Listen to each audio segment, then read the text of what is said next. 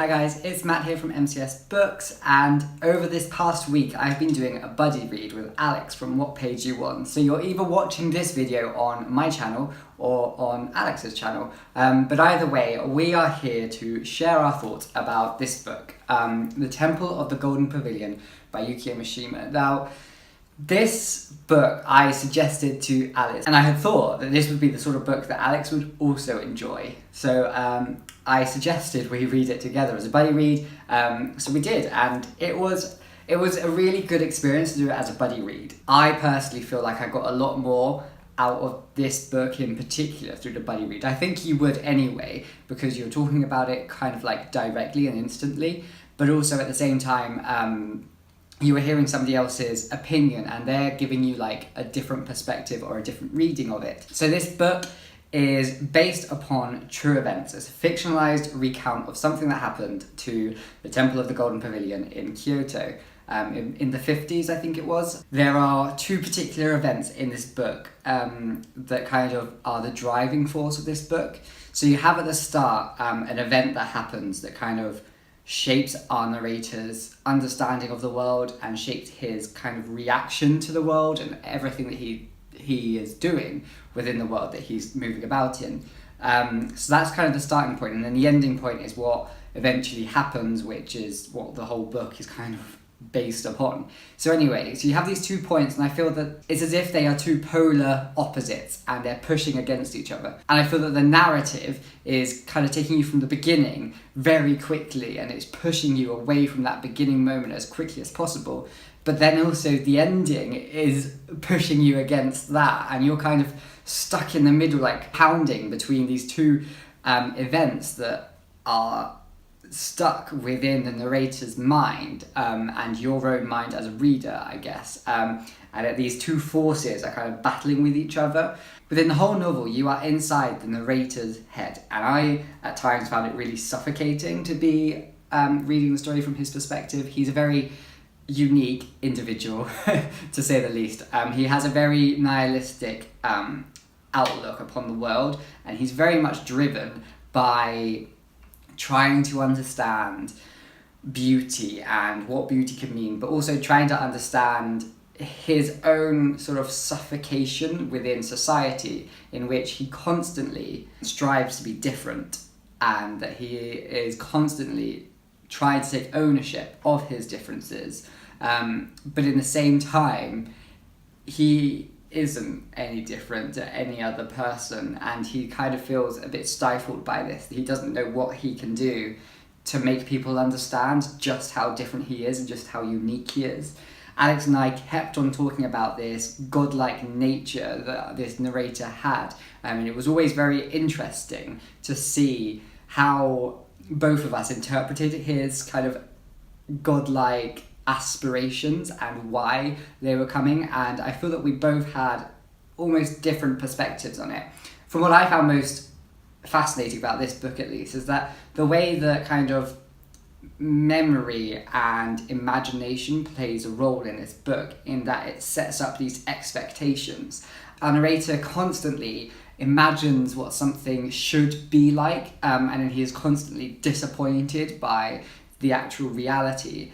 And I feel that his sort of godlike desires are, in a way, trying to shape his imagined ideal of the world into something that actually exists, when it probably can't actually exist in that way, if that makes sense. And so part of that imagination, part of those expectations, we see sort of these cycles of stories that are being told. There's one story in particular that has a very strong image and that stays in the memory of our narrator. And that memory also kind of interweaves with memories of other events from his childhood, but it also is then told by other characters to him as if he didn't have that memory.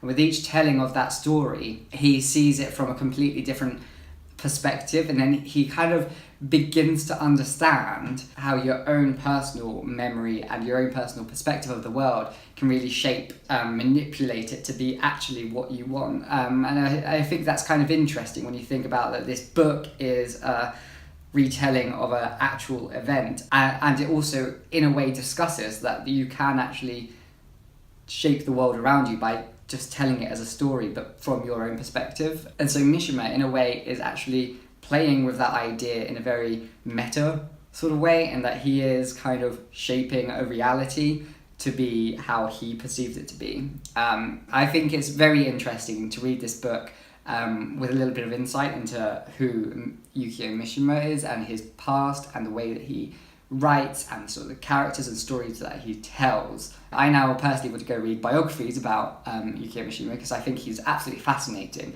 and I think that he does have a lot to say and some very interesting thoughts to share, but perhaps in this book it wasn't probably the best book to start of his. I don't think there are some that I really want to explore, especially the ones that explore the more queer themes. And I was fascinated to find that he's also influenced and inspired by Georges Bataille, which you can absolutely tell in this book. Like, there are remnants of Bataille's work within here, particularly in the role that violence and sexual pleasure sort of go hand in hand, and that blurring of sexuality and carnal pleasure play within the narrator's story and his mindset. So yes, there were parts of this book that I found really fascinating, but there were obviously other parts that I felt were really drawn out and could have been cut.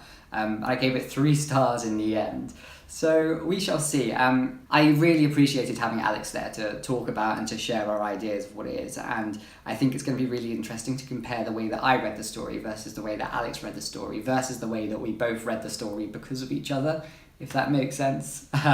So either way, I'm going to pass you over to Alex now and you'll see what he has to say. Hi everyone, it's Alex, and today I'm reviewing The Temple of the Golden Pavilion by Yukio Mishima. I'll also start out by, of course, mentioning that I did a buddy read of this with Matt at MCS-books, so if you're watching from Matt's channel, hello, in case you've never seen me before. Buddy reading this with Matt was great. I feel like both of us have similar taste in terms of really analyzing themes and certain context within a text. And with this book, I can say with certainty that for me, clearly, there's a certain fixation with our narrator here and on the concept of beauty. It really was sort of a wild goose chase for me, if I could describe it that way, in trying to identify what the narrator wants. It can really be summed down to this really wonderful quote in this book that's pretty early on in its beginning pages, where the narrator says, "Because the fact of not being understood by other people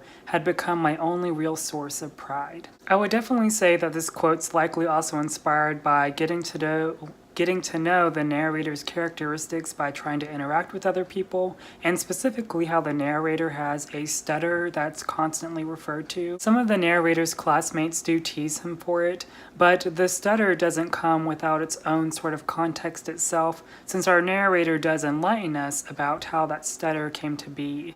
It's amazing how when we think, we also obviously don't have any type of obstacle with our thoughts always flowing in our mind. And I'll tell you that this book certainly isn't shy from having long passages of just literal internal monologue and thoughts. Along with our narrator being pretty persistent and not getting to know people, he actually does also, with developing this sort of consciousness with social interaction, it certainly doesn't help that whenever he's younger, he does witness a very traumatic event happen to a crush. So this isn't really a spoiler because it happens towards the beginning and kind of sets the whole foundation of beauty and how beauty is present to the narrator. And basically what happens is at the temple at night, that the narrator's there because he sees a classmate slash lover of his named Yukio. And Yukio's with this man who, if I remember correctly, did something against crime, and then police show up, and then they corner Yukio and this man up near towards the top of the pavilion, and then the man actually shoots Yukio and she stumbles down the path or the stairs to the temple, and then our narrator just watches it all unfold. So clearly that would traumatize anybody, but what I thought was very important from that scene in the book early on is that their narrator talks about how Yukio's lifeless body is whisked away and the police leave and the sirens become dim and more dim as they leave, and then how the narrator's just a witness to that, and then he looks around and the world doesn't really change because of that happening.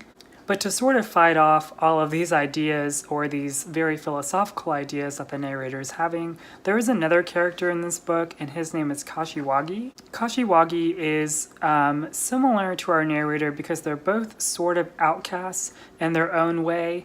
Kashiwagi has some form of impairment with his feet, and so his walking is a bit hard to do. And then, of course, with our narrator and his stutter, they feel like they can sort of bond, more so the narrator projecting onto Kashiwagi. Although to me what's interesting is how Kashiwagi and our narrator both interpret women and how women are products of beauty. As I mentioned earlier with our narrator witnessing the death of his crush, I categorize it as that our narrator thinks of woman and beauty as women as desirable, but they're also held accountable for their actions. In Kashiwagi's case, he is very more confident towards women, and I feel like he thinks he can manipulate them, and there are certain scenes in this book that can allude to that.